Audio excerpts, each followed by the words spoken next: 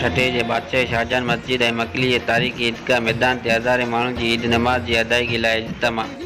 मकली सलामती लाइ इज्तिमाही दुआऊं घुरण समेत ठठे जे मुख़्तलिफ़ नंढनि वॾनि मस्जिदनि में पिणु ईद नमाज़ जी अदायगी कई वई। मकली ईदगाह जे तारीख़ी मैदान ते ईद नमाज़ लाइ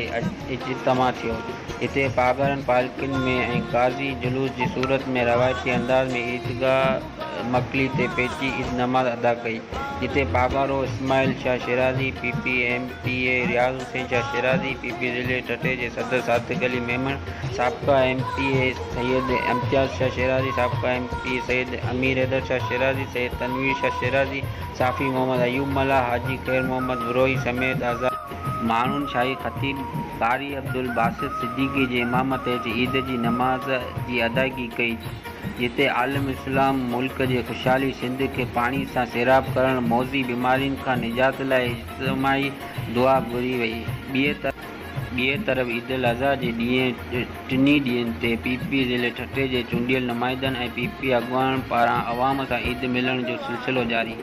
इन सिलसिले में शिराज़ी ग्रुप जे सरवाण PP अॻूणे ज़िले नाज़िम सैयद शफ़क़त हुसैन शाह शिराज़ी, अलहाज नवाब सैयद एजाज़ अली शाह शिराज़ी जे फर्ज़ंद MNA सैयद अयाज़ अली शाह शिराज़ी, MPA सैयद रियाज़ हुसैन शाह शिराज़ी, साबिक़ा MP सैयद अमीर हैदर शाह शिराज़ी, MPA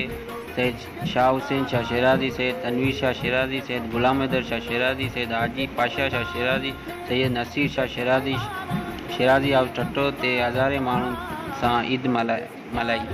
जॾहिं त PP ज़िले ठठे जे सदर सादिक़ अली मेमन संदसि ठठे वारे रिहाइश गाह ते PP MPA हाजी अली हसन ज़रदारी ऐं PP ज़िले ठठे जे सीनियर नाइब सदर अब्दुल हमीद पंवर पारां ज़ामन हाउस घोड़ाबाड़ी ते PP ज़िले ठठे जे इंफॉर्मेशन सेक्रेटरी सैयद महमूद आलिम शाह बुखारी पारां बुखारी हाउस मकली PP अॻुवाण पीर गुलाम रहमानी जेलानी पारां जेलानी हाउस मकली अॻूणे ज़िले काउंसिल जी मेंबर PP अॻुवाण जहांगीर पालारी वॾेरो रसूल बख़्श जाखरो ऐं ॿियनि पारां पंहिंजी रिहाइश गाहनि ते अवाम सां ईद मल्हाया। होॾां प्रेस क्लब मकली जे साफ़िन साफ़ी महबूब बुरोही, मोहम्मद अयूब मल्ला, मोहम्मद मेमन, अहमद खुश्क, रमज़ान मेमन, MH कुमार,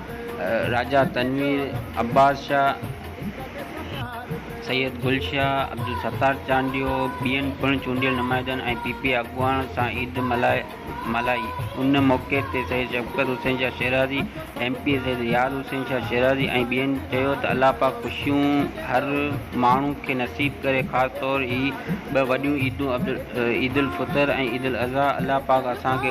वॾो तोहफ़ो अता कयो आहे,